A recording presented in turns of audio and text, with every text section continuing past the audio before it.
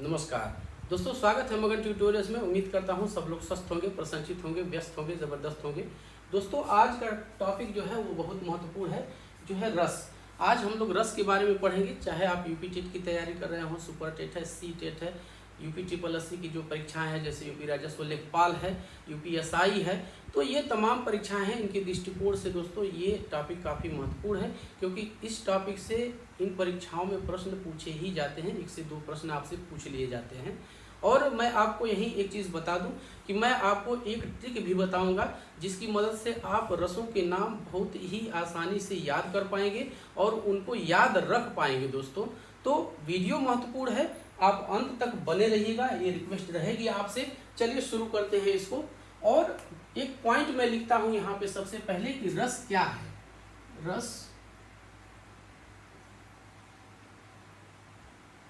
रस क्या है, एक लाइन में इसको परिभाषित करते हैं दोस्तों। किसी भी काव्य रचना को पढ़ने के बाद जो हमें आनंद प्राप्त होता है, जो हमें मजा आता है, साधारण शब्दों में यदि कहें तो किसी भी काव्य रचना को पढ़ने के बाद जो हमें मजा आता है, उसे ही हम कहते हैं रस। तो समझ गए होंगे, इसमें बहुत कुछ नहीं है। अब दूसरा जो हमारा महत्वपूर्ण पॉइंट है दोस्तों, वो है रस के अंग। रस किन किन चीजों को मिला के बनता है, रस के अंग। दोस्तों, हम जानते हैं कि रस ऐसे ही नहीं टपक जाता कहीं से। जैसे मैं एक मनुष्य हूं, तो मेरे 2 हाथ हैं, 2 पैर हैं, 2 आंखें हैं, मुंह है, नाक है, तो ये सारी चीजें जब मिलती हैं आपस में, तब एक संपूर्ण मनुष्य का निर्माण होता है। ठीक इसी प्रकार से जो रस है, ये भी कई सारे अवयवों से मिलकर बना है, या कहें कि अंगों से मिलके वो बना है। तो वो अंग कौन कौन से हैं, मैं आपको यही मैं बताता हूं। पहला अंग है दोस्तों स्थायी भाव। ये सबसे महत्वपूर्ण अंग है इसका, स्थायी भाव। दूसरा जो है, दूसरा विभाव। तीसरा है अनुभाव। और चौथा और आखिरी है दोस्तों, ये है संचारी भाव।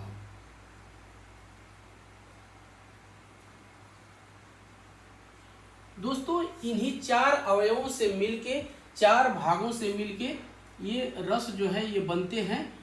और इनके बारे में एक एक करके हम लोग देखते हैं कि ये चीजें क्या हैं और इनके मतलब क्या हैं, इनके अर्थ क्या हैं। सबसे पहला पॉइंट मैं लिखता हूं स्थायी भाव।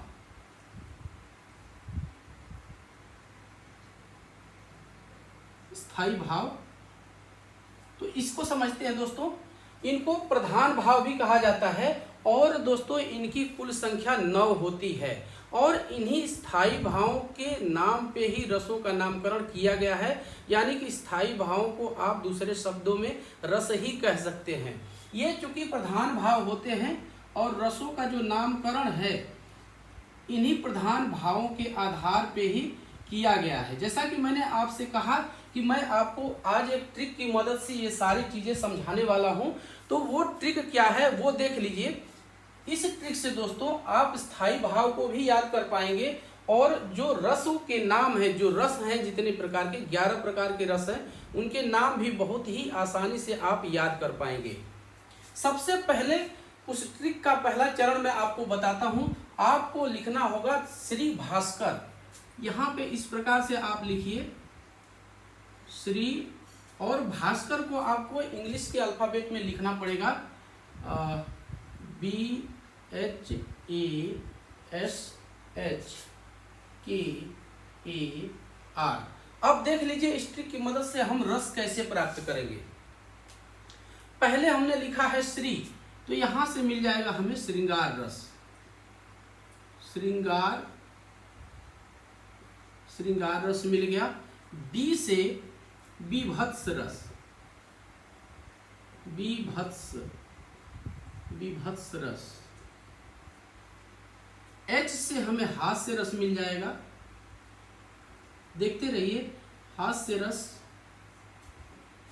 इस B और H को दोस्तों एक साथ मिला दीजिए। तो इसको जब आप साथ मिलाएंगे तो BH से भाव होता है। हिंदी के वर्णमाला में यदि देखें तो BH से भाव है। इससे हमें मिल जाएगा भयानक रस। भयानक रस। आगे बढ़ते हैं, ए है, ए से आपको मिल जाएगा अद्भुत रस, अद्भुत रस। एस है, तो इस एस और एच को मिला दीजिए आप, इन दोनों के मिलने से हमें मिल जाएगा शांत रस, शांत रस। के से आपको मिलेगा करुण रस। ए को आप यहाँ पे निरर्थक मान लीजिए, आर से आपको मिल जाएगा रौद्र रस, रौद्र रस। कितने मिल गए?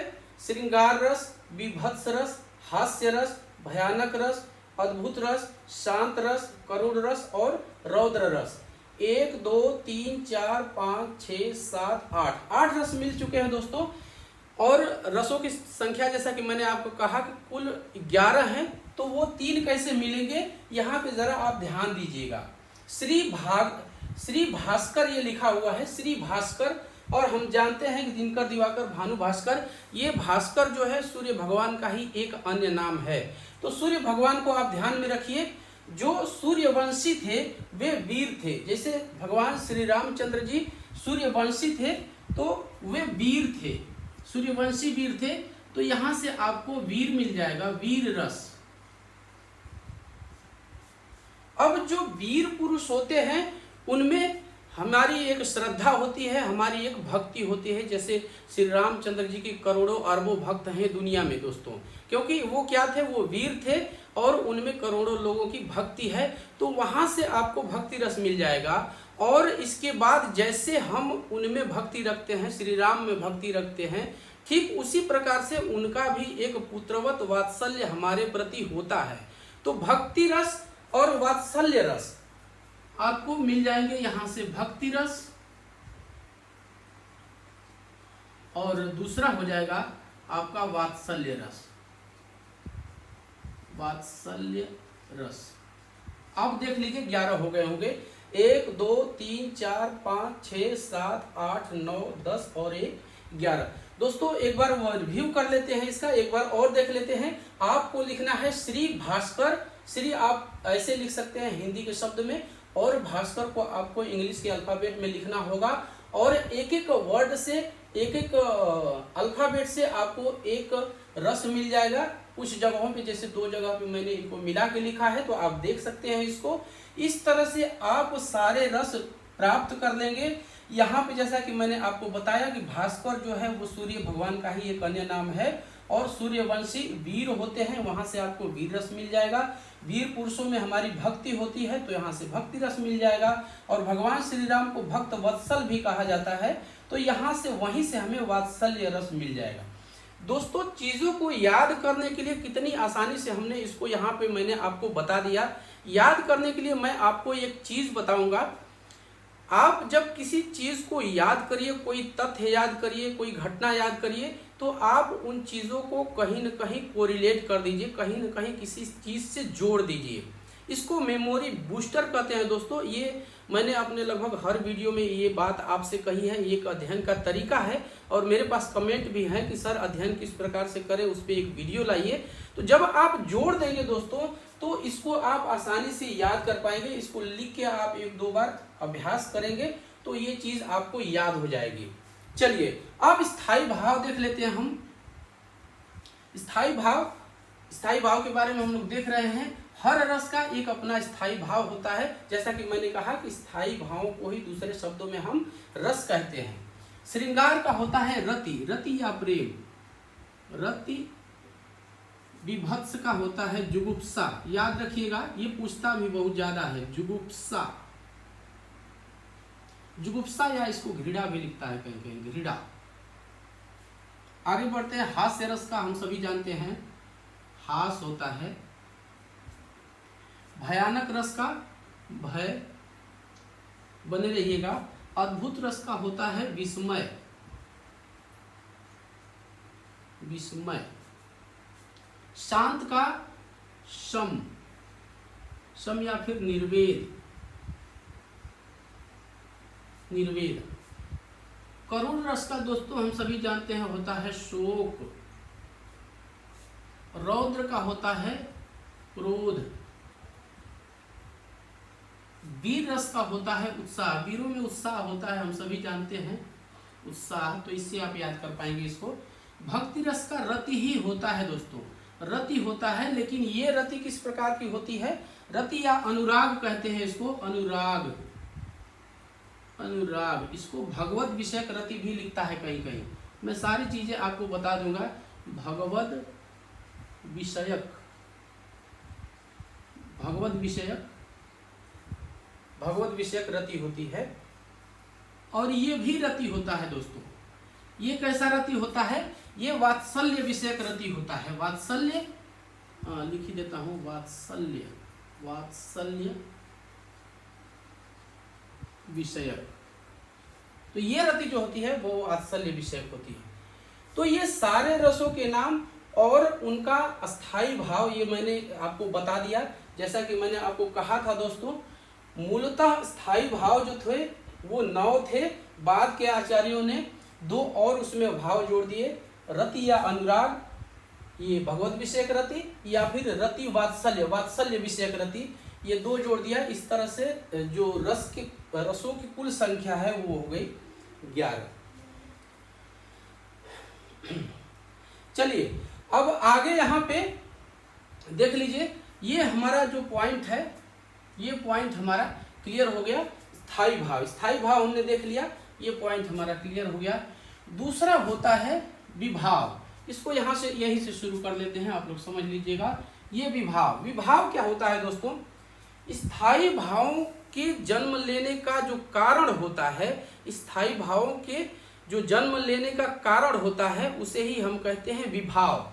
ये स्थायी भावों के जन्म लेने के कारण है, ये बस आप यहाँ पे मैं लिख देता हूँ, जन्म लेने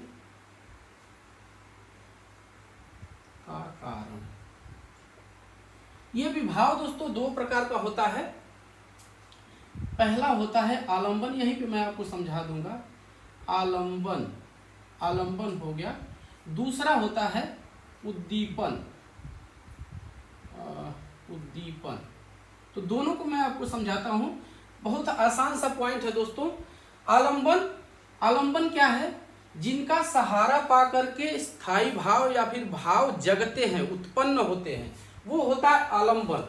तो आलंबन भी 2 प्रकार का होता है दोस्तों। पहला होता है आश्रयालंबन, आश्रयालंबन, और जो दूसरा होता है इसका पार्ट वो होता है विषयालंबन, विषयालंबन। दोनों के बारे में मैं आपको बताता हूं, बस एक लाइन की चीज है, जिसके मन में स्थायी भाव आश्रय लेते हैं वो होता है आश्रयालंबन, और जिसके कारण स्थायी भाव जन्म लेते हैं, जिसकी वजह से वो स्थायी भाव जन्म लेते हैं, वो होता है विषयालंबन। एक उदाहरण मैं आपको देता हूं, जैसे मान लेते हैं श्री रामचंद्र जी के मन में सीता के प्रति रति का भाव उत्पन्न हुआ, श्री रामचंद्र जी के मन में सीता के प्रति रति का भाव उत्पन्न होता है, तो वहां पे क्या होगा, श्री रामचंद्र जी आश्रय होंगे और सीता जी विषय होंगी। आश्रय श्री रामचंद्र जी क्यों होंगे, क्योंकि जो भाव हैं उन्हीं के हृदय में आश्रय ले रहे हैं। सीता जी विषय क्यों होंगी, क्योंकि ये जो भाव हैं वो सीता जी के कारण ही उत्पन्न हो रहे हैं। तो आप समझ गए होंगे आश्रयालंबन और विषयालंबन को। अब यहाँ पे जो दूसरा इसका महत्वपूर्ण है दोस्तों, जो विभाव का दूसरा महत्वपूर्ण पॉइंट है वो है उद्दीपन। उद्दीपन क्या होता है समझ लीजिए, एक लाइन की चर्चा है यहाँ पे बस। वो अनुकूल परिस्थितियां जिनका सहारा पा करके स्थायी भाव जन्म लेते हैं, प्रस्फुटित होते हैं, उनको हम कहते हैं उद्दीपन। उन परिस्थितियों को उद्दीपन कहते हैं। एक चीज मैं आपको समझाता हूँ, जैसे 2 प्रेमी प्रेमिका हो, कहीं घूमने गए हो, लेकिन वो किसी ऐसी जगह पे हैं उस समय जहाँ पे बहुत ज़्यादा गर्मी पड़ रही है। मान लीजिए प्रेमी जो है वो पसीने से तरबतर है, लेकिन प्रेमिका आती है, उसको ये कहें कि उसको कुछ इच्छाएं उसके अंदर है और वो प्रेमी की तरफ देखती है ऐसी निगाहों से, लेकिन अब चूंकि प्रेमी तो पसीने से तरबतर है, परेशान है, गर्मी से व्याकुल है, तो क्या उसके मन में अपनी प्रेमिका को देख के रति का भाव जगेगा? वहां पे नहीं जगेगा। अगर वो कुछ कहती भी है तो वो कहेगा अरे हटाओ यार, वैसे ही मैं गर्मी से परेशान हूं, तुमको दूसरा ही नशा चढ़ा है, कुछ इस तरह का ये होगा। कहने का ये मतलब है दोस्तों कि ये जो भाव उद्दीप्त तो होते हैं उनके लिए अनुकूल परिस्थितियां, अनुकूल वातावरण भी चाहिए। अब कोई गर्मी से परेशान है और वहां पे कोई इस तरह की बात प्रेम भरी करे तो क्या वहां पे रति जागृत होगी? नहीं होगी, क्योंकि वो पसीने से परेशान है। दूसरा उदाहरण आपको देता हूं, मान लीजिए कि कोई शेर है और आपको उस शेर को कहीं किसी हाल में, किसी अच्छे गार्डन में, पिंजरे में बंद करके दिखाया जाए तो क्या आपके अंदर भय का भाव जागृत होगा? वो नहीं जागृत होगा, क्योंकि वो परिस्थितियां नहीं है। उसके लिए अनुकूल परिस्थितियां क्या होंगी? यदि वही शेर किसी सुनसान जंगल में आपको खुला दिख जाए तो फिर आपके मन में तुरंत भय का भाव जागृत हो जाएगा। तो कहने का मतलब ये है कि उद्दीपन वो अनुकूल परिस्थितियां होती हैं जिनका सहारा पा करके भाव जन्म लेते हैं, जिनके अंतर्गत ही भाव जन्म लेते हैं। तो उद्दीपन को आप समझ गए होंगे, ये अनुकूल परिस्थितियां होती हैं। जैसे चांदनी रात हो गई, कोई मनमोहक उद्यान हो गया, कोई इस तरह से पार्क हो गया, कोई अच्छा वसंत का मौसम हो गया जिसमें न ज़्यादा सर्दी हो न गर्मी हो, तो ये अनुकूल परिस्थितियां हैं जिसमें रति का भाव जागृत हो सकता है, उत्साह का भाव जागृत हो सकता है। हर भाव के जागृत होने के लिए कुछ अनुकूल परिस्थितियां होती हैं। यदि वो अनुकूल परिस्थितियां होंगी तभी वो भाव जागृत होंगी। तो मैं समझता हूं कि आपको ये चीज जो उद्दीपन है वो समझ में आ गया होगा। अगला पॉइंट है दोस्तों, ये महत्वपूर्ण पॉइंट है, अनुभाव। यहाँ पे मैं लिख के समझाता हूँ आपको इसको। तीसरा जो है ये है अनुभाव। अब ये अनुभाव क्या है दोस्तों? बहुत ही आसानी से मैं इसको आपको समझाऊंगा, ध्यान दीजिएगा, वीडियो पे बने रहिएगा दोस्तों। आज वीडियो थोड़ी सी लंबी हो सकती है लेकिन मैं कोई भी ऐसा पॉइंट नहीं छोड़ूंगा जो आपके काम का हो। देख लीजिए यहाँ पे अनुभाव क्या होता है। जैसे हम भयभीत होते हैं तो ये भय होने का जो भाव है ये हमारे मन में है, ये चीज हम जानते हैं और इसके बारे में मैंने यहाँ पे सारे पॉइंट्स में चर्चा भी कर दिया। यहाँ अनुभाव का मतलब ये है कि जब भी हमारे अंदर कोई भाव जगता है, कोई भाव जन्म लेता है तो उसके कुछ शारीरिक लक्षण भी हमें दिखाई देते हैं। शारीरिक लक्षण से मतलब ये है, समझिएगा, जैसे हम भयभीत हैं, डर गए हैं तो हमें पसीना आना शुरू हो जाता है, तो ये शारीरिक लक्षण है। आपको किताबों में लिखेगा शारीरिक विकार, तो वहां पे कंफ्यूजन होती है दोस्तों। यहीं पे एक दोस्त की जरूरत होती है जो उन चीजों को सिंप्लीफाई करके आपको बता सके। तो भावों को व्यक्त करने वाले शारीरिक विकार, ये आपको कुछ इस तरह से लिखेगा, शारीरिक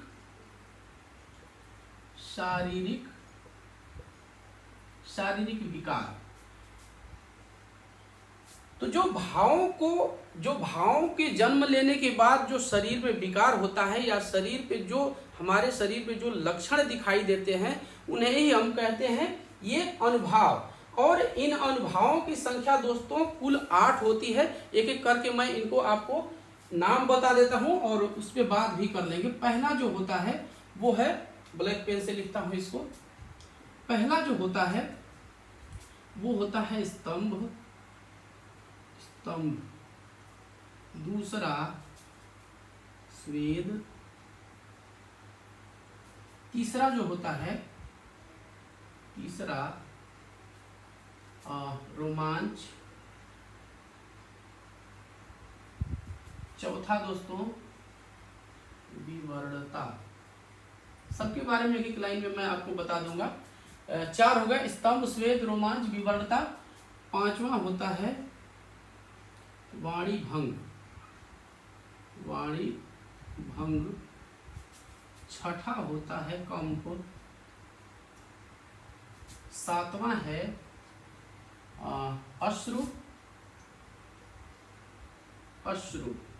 8वां और आखिरी है प्रलय। ये 8 शारीरिक लक्षण है दोस्तों जो किसी भी भय के, किसी भी भाव के जागृत होने के बाद ये हमारे शरीर में दिखते हैं। तो एक एक करके एक एक लाइन में मैं इनके बारे में आपको बता देता हूं।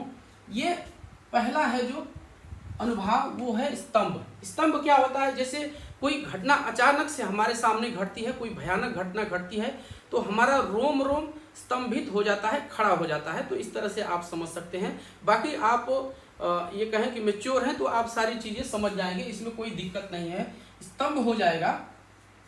दूसरा है ये स्वेद। स्वेद क्या होता है, ये पसीना होता है दोस्तों, स्वेद का मतलब ही पसीना होता है। तो जब हम कभी डर जाते हैं बहुत ज़्यादा या इस तरह की कोई भयानक परिस्थितियां होती हैं तो वहाँ हमें डर के मारे पसीना आता है। रोमांच, कोई इस तरह की हम अस्वाभाविक घटना देखते हैं, जैसे सर्कस में कुछ इस तरह से कलाकार कलाबाजियाँ करते हैं तो हम उन्हें देख के रोमांचित होते हैं। तो रोमांचित भी बहुत, रोमांच नहीं है। विवर्णता, विवर्णता, विवर्णता क्या होती है दोस्तों, इसको दूसरे शब्दों में रंगहीनता कहा जाता है।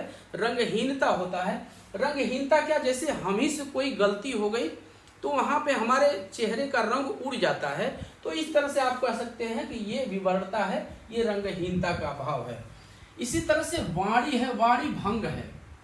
कोई हमें ऐसी कोई चीज दिखा देता है या कह देता है तो हमारे अंदर कुछ ऐसा भाव हो जाता है, इस स्थिति में हमारी वाणी भंग हो जाती है। जैसे कहते हैं अवाक रह जाना, हम कुछ बोल ही नहीं पाते हैं वहां पे, तो ये हो गया हमारा वाणी भंग। छठा है कंप। कंप का मतलब कांपना, तो वही हो गया कि कुछ ऐसी भयानक डरावनी चीज मिल जाती है तो हम डर के मारे कांपना शुरू कर देते हैं, डर से कांपते हैं। अश्रु, हमारे सामने कोई दुखदाई घटना घट गई, हमारे सामने कुछ ऐसी हृदय विदारक घटना घट गई, इसकी वजह से हम दुखी होते हैं और हमारे आंसू निकल आते हैं। प्रलय, दोस्तों ये मूर्छा की स्थिति होती है। प्रलय का मतलब मूर्छा होता है, तो इसको भी समझ लीजिए। प्रलय क्या होता है, जैसे हम कोई चीज देखते हैं, ऐसी कोई बहुत ही ज्यादा डरावनी चीज देख लेते हैं तो आपने देखा होगा कि लोग डर के मारे मूर्छित हो जाते हैं, बेहोश हो जाते हैं, तो वो स्थिति प्रलय की होती है।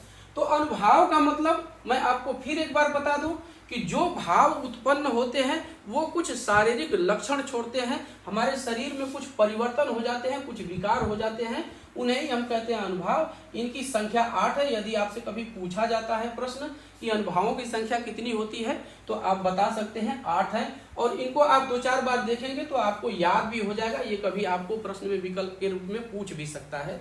तो मैंने आपको बता दिया, आप याद कर लीजिएगा इसको। तो ये हमारा अनुभाव हो गया। अब हमारा आखिरी पॉइंट दोस्तों बचता है संचारी भाव। यहीं पे मैं लिख देता हूं इसको, ये चौथा और आखिरी पॉइंट हमारा है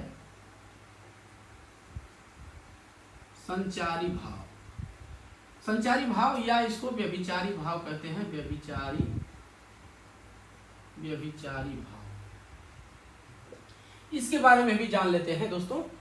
संचारी भाव या व्यभिचारी भाव, इसको बस आप एक शब्द में जान लीजिए कि ये क्षणिक भाव होते हैं, यानी ये कुछ क्षण के लिए ही हमारे अंदर आते हैं, हमारे हृदय में आते हैं और ये समाप्त हो जाते हैं, चले जाते हैं। ये यहाँ पे मैं लिख देता हूं, क्षणिक भाव होते हैं। ये क्षणिक भाव हैं, कुछ समय के लिए आते हैं और ये समाप्त हो जाते हैं। इनकी संख्या दोस्तों होती है 33। ये आप याद रखिएगा, ये कभी आपसे पूछा जा सकता है। इनकी संख्या होती है कुल 33। ये संख्या इनके कुल 33 होती है और इनकी सूची मैं यहाँ पे आपको अभी दिखा देता हूँ। तो एक बार सबका ओवरव्यू कर लेते हैं दोस्तों, एक बार सरसरी निगाह से पॉइंट्स पे नजर डाल लेते हैं। हमने देखा रस क्या है, रस के बारे में मैंने आपको बताया। रस के अंग, रस के कुल 4 अंग होते हैं, स्थायी भाव, विभाव, अनुभाव और संचारी भाव। इनके बारे में एक एक पॉइंट करके हमने देखा। स्थायी भाव यानी प्रधान भाव को हम लोग स्थायी भाव कहते हैं और इनकी संख्या पहले 9 थी, लेकिन बाद के आचार्यों ने 2 स्थायी भाव और जोड़ दिए। यहाँ पे मैंने इसको बताया आपको, रति, और ये भी रति है, तो एक भगवत विषयक रति है और दूसरा वात्सल्य विषयक रति है। इस प्रकार से स्थायी भावों की कुल संख्या 11 हो गई दोस्तों, और उसी के अनुसार जो रसों की संख्या है वो भी कुल 11 हो गई। तो आप इसको याद रखिएगा। स्थायी भाव हमने देख लिया। इसके बाद था हमारा विभाव, इसको हमने यहीं पे आपको बताया। विभाव, तो स्थायी भाव के जन्म लेने के जो कारण होते हैं वही होते हैं ये विभाव। और मैंने आपको बताया कि ये विभाव 2 तरह के होते हैं, आलंबन और उद्दीपन। आलंबन क्या? आलंबन का मतलब जिनका सहारा पाकर के स्थायी भाव जन्म लेते हैं। आलंबन भी दो प्रकार का होता है, आश्रय आलंबन और विषय आलंबन। हमने उदाहरण से देखा इनको। उद्दीपन है, उद्दीपन का मतलब ये था कि जो अनुकूल परिस्थितियां, वो अनुकूल परिस्थितियां जिनका सहारा पा करके या जिनके अंतर्गत ही स्थायी भाव जन्म लेते हैं, प्रस्फुटित होते हैं, तो वो होता है उद्दीपन।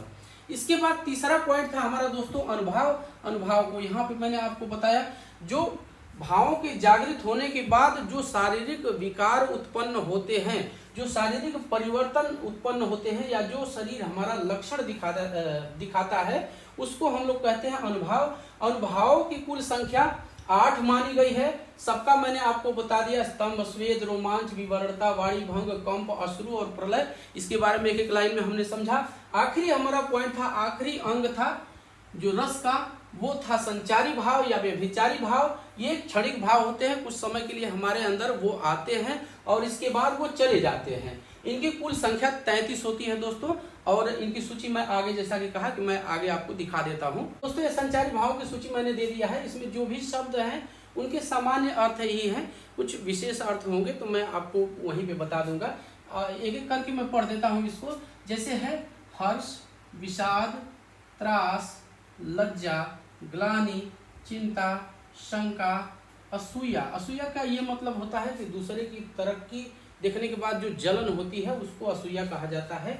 अमर्ष, जब हम अपने किसी प्रतिद्वंदी का कुछ बिगाड़ नहीं पाते हैं, अपने विरोधी का कुछ बिगाड़ नहीं पाते हैं, तो उससे जो हमें एक जलन होती है, जो एक दुख होता है, उसको अमर्ष कहा जाता है। मोह, गर्व, उत्सुकता, उग्रता, चपलता, दीनता, जड़ता, आवेग, निर्वेद, धृति, मति, विबोध, वितर्क, श्रम, आलस्य, निद्रा, स्वप्न, स्मृति, मद, उन्माद, अवहिथा, अपस्माद, ये मूर्छा की स्थिति होती है दोस्तों। व्याधि, ये यहाँ होना चाहिए, व्याधि और मरण। तो ये कुल 33 संचारी भाव है दोस्तों, जो हमारे मन में आते रहते हैं और समाप्त होते रहते हैं। मतलब क्षण के लिए ये आते हैं, कुछ समय के लिए आते हैं। तो बस दोस्तों यही था आज की इस वीडियो में। उम्मीद करता हूं कि आपको ये वीडियो पसंद आई होगी। और एक चीज़ आपसे बताऊं कि मैंने अपनी तरफ से पूरी कोशिश की है कि जो भी परीक्षा के दृष्टि से महत्वपूर्ण बिंदु हों उनको मैंने आपके सामने रखने की कोशिश की है, समझाने की कोशिश की है।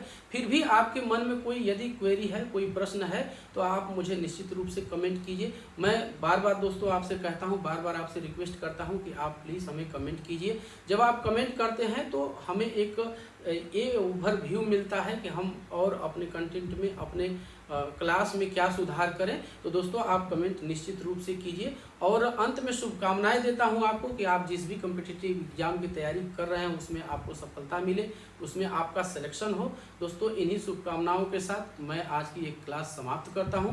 मिलते हैं अगली क्लास में, तब तक के लिए नमस्कार।